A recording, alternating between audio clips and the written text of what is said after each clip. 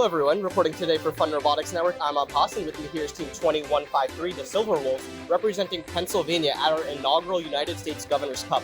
They ended 5-0, perfect through qualifications, top-ranked #1 seed going into playoffs with one of the highest scores of the day, just super smooth on the field, absolutely lights out far zone shooting. I can't wait to jump into it on Behind the Bot. This video on fun is brought to you by viewers like you and also in partnership with the following. DECODE Robotics is inspiring teams to build better robots with their new array of FTC team options. Check out their updated bevel gears and Maverick hex shaft motors, Planetary gearbox options, and 6mm hex components and shafts for extreme power transmission. Go to studicode.com/robots to learn more and apply for discounts. Build your alliance with so many other FIRST alumni who go to Kettering University. Every student at Kettering experiences their cutting-edge co-op programs that seamlessly blend the professional and academic worlds. Kettering co-ops are a fully immersive working experience at the leading edge of industry. Head on over to kettering.edu/first to learn more about their incredible programs and to get more information. So guys, I guess first question for you is, you said this is not your first robot this season. So what, just on a large, on a macro scale, what changed between those two designs? Sure, so one of the big things that we added here was this turret. This turret has 353 degrees range of motion. We can go all the way around this way to the other side. And that allows us to be much more resistant to defense because, we've seen with our old robot, when we would get defended, we would just kind of get stuck because we're trying to run away while trying to aim at the goal.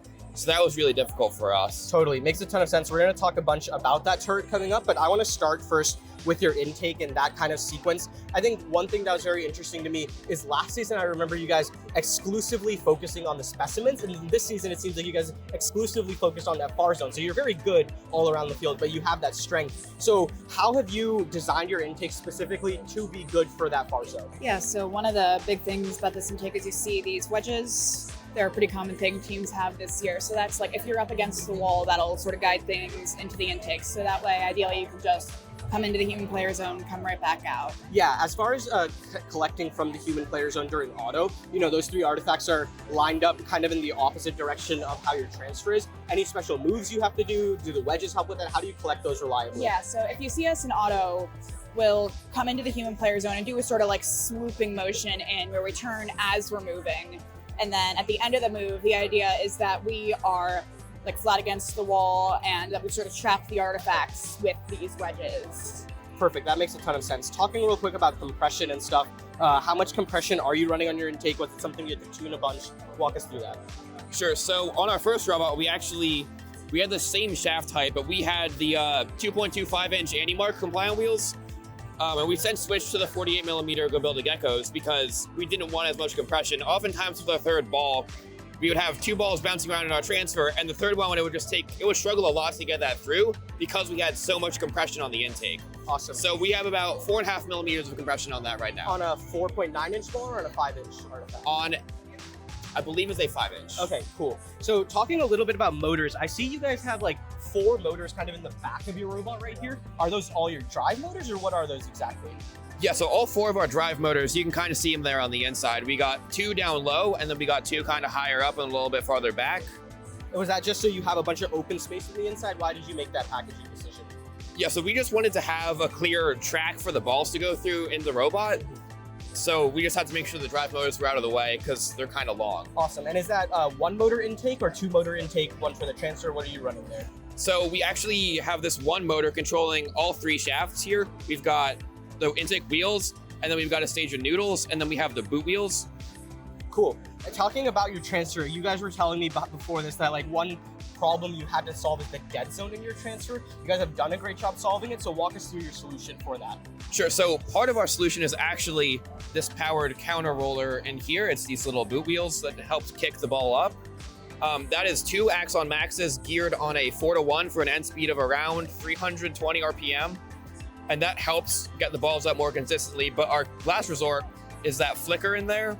We've got this little arm here, this little flicker that comes up and make sure the last ball makes it into our shooter. Awesome. Yeah, as far as timing that, how do you know when you have to lift it up only for the last artifact? Yeah, so what we look at to tell like when we've started shooting is we usually get a velocity drop on the flywheel. So we're running down on a PID, and when the velocity drops, because the ball went through. And then we have a timer from the first velocity drop, where if we're still seeing with our brake beams that there's an artifact in there, then we kick the flicker. Okay, I see. And so talking about those brake beams real quick, how many brake beams are you running? And then do you just check them constantly, or is there any smart checking of those brake beams? Yeah, so it's 6 total, 2 for each ball, because these balls have holes in them. So if either of the brake beams sees a ball in that spot, then you've detected the ball. I believe we read them every loop. They're analog sensors, so they can go in the bulk read, so they don't impact loop time that much. I see.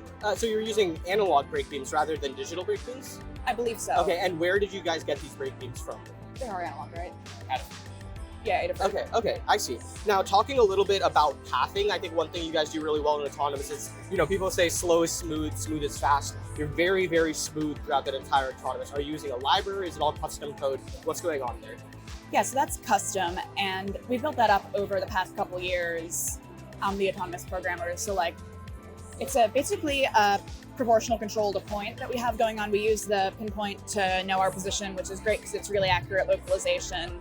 And then we have a proportional control running on the drivetrain to get it to that point. We have a variety of different stop conditions we can use. So it's, whether you've moved enough in one direction or with your heading or in both directions, or even we actually have a stop condition for velocity for hitting the lever so we don't stall on it. I see. And generally, how much, what is your error threshold? Are you trying to be within half an inch or a few millimeters? What are you guys looking at throughout your programs? Yeah, I believe the standard software tolerance is 1 inch diagonal error, 3 degrees heading error, but that's changeable. So we have some moves where we turn the heading error tolerance down to 1 degree because it's more important. Makes sense. So now let's talk about your turret. I think you guys have a very unique turret this season. Lots of teams are running Andy Mark turntables or bearing stacks. You guys are doing something completely different. So walk me through what's going on here.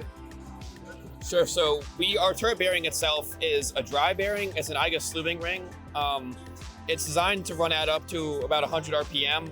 It provides pretty smooth motion, and we also picked it because there's no maintenance required. There's no lubrication, there's no cleaning really. It just kind of works.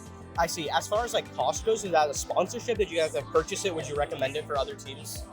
It was on the more expensive side. It served us pretty well, but maybe if you're a budget conscious team, it's not the way to go. I see. Now, with that, dry bearing, you guys are also using a motor to power your turret. So why did you guys choose a motor before we talk about ratios and speeds and all that stuff? We wanted a motor just to make it fast. We wanted to make sure our turret would be able to keep up with our robot. We have a fairly small wheelbase, so we can turn pretty fast. We just didn't want to be waiting for our turret. Awesome. As far as the drag chain goes, the cable chain, you guys have done a fantastic job with that. What advice do you have teams? Do you have two teams looking to do a similar, super clean wiring solution for the turret? I would honestly say it's kind of hard to conceptualize. So what I would recommend, honestly, is just build it, print it, play with it with your hands, make sure you have all the range of motion you need, because we didn't actually at first. And then just go back, change things, and make it work. The other major iteration that we had was originally we just had a normal drag chain that could only bend in one direction. And we thought that might work, but we realized that just with the motion of our turret, the drag chain needs to be able to bend in both directions. So we kind of debated using either a printed drag chain version that could just bend in both directions by default, but we ended up settling on using the drag chains from Amazon that we have been using, and then just snipping the tabs and all of the links to allow them to go in both directions. Oh, that's clever. Just to make them more durable than printing would probably be. For sure. Talking software side, how do you guys localize the turret in the beginning of the match? How do you know your zero position? Yeah, so we have it, if we spin it around, you can see we have this hard stop in front. So the re-zero position is this hard stop up against here. So that's turret 0, and then everything around is based on that. And then in terms of aiming the target, initially in autonomous, we do set it to a hard-coded position that's, in the direction of the goal based on where we're shooting from. But then we have both camera and odometer-based aiming, which I can talk about if you'd like. Yeah, so you guys are not using a limelight, correct? So what is your vision solution? Yeah, so this is a global shutter webcam from ArduCam.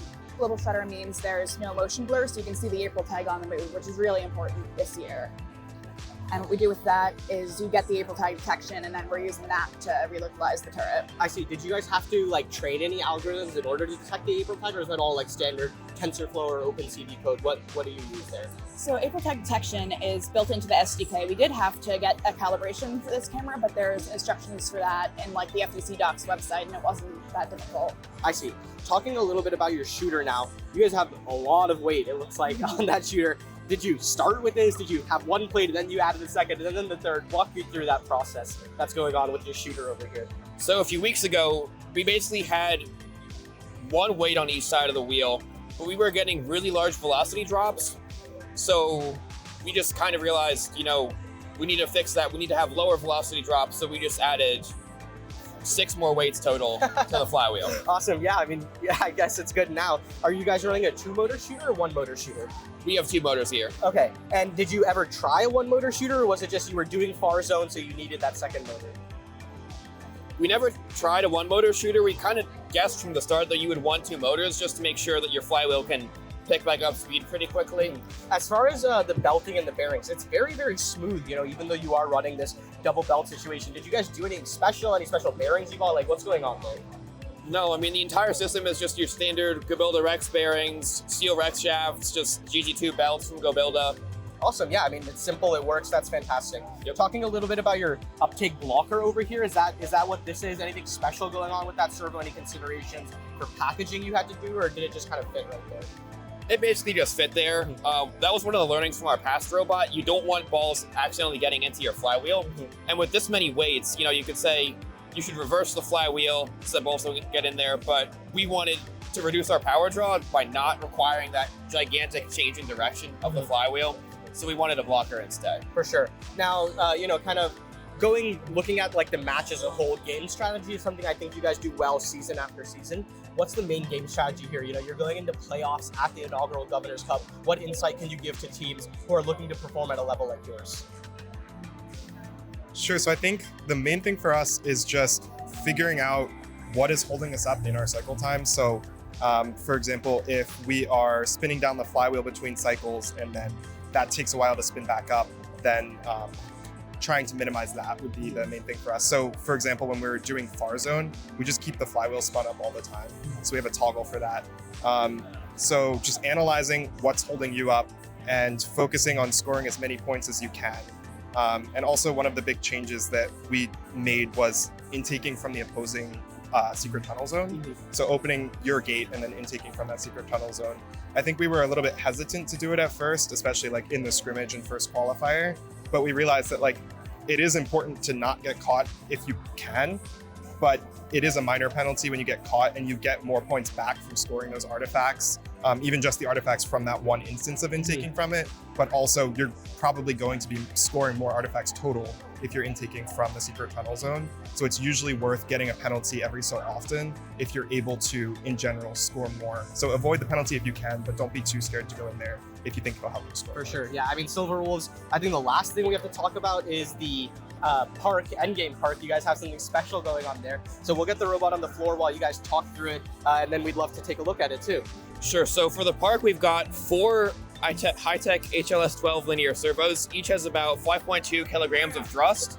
And basically how we park is we shove that little skid in the center, we shove that into the ground, and then we use our turret to help shift the center of mass to this side of the robot. And then this side goes up in the air while this side goes down. Wow, yeah, let's get it on the floor and see that in action. As far as like taking up space in the base zone, you know, the entire reason you do this is to take up less space in the base zone. So what does that do for you guys? How much more space does the alliance partner have when you're doing that? Sure. So I think with the kickstand, we're able to take up between 6 and 7 inches of the base zone. And then if we have a partner who also has a similar park that allows them to tilt out of the base zone, then we could get a double park with that, which would be the third. Yeah, is that something like more like Worlds planning? You're hoping to see, you know, a lot of double parking. Is that the idea there? Yeah, we're hoping that more teams will implement that mechanism. There's definitely some advantages to the lifting up, but we think this is less risky. And, for sure. As far as time goes on this park, how long do you take to lift those 4 servos up? Sure. So this is it going down, and then this is it going back up. I think it takes 2 to 3 seconds generally to do that. And are these servos on a servo hub, or they're just straight into the control hub?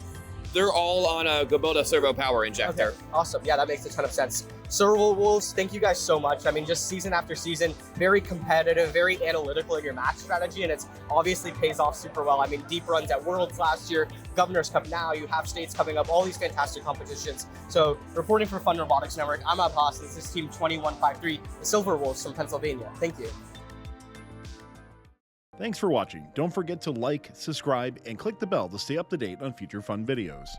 Build your alliance with so many other FIRST alumni who go to Kettering University. Every student at Kettering experiences their cutting-edge co-op programs that seamlessly blend the professional and academic worlds. Kettering co-ops are a fully immersive working experience at the leading edge of industry. Head on over to kettering.edu/first to learn more about their incredible programs and to get more information. Studica Robotics is inspiring teams to build better robots with their new array of FTC team options. Check out their updated bevel gears and Maverick hex shaft motors, Planetary gearbox options, and 6mm hex components and shafts for extreme power transmission. Go to studica.com/robots to learn more and apply for discounts.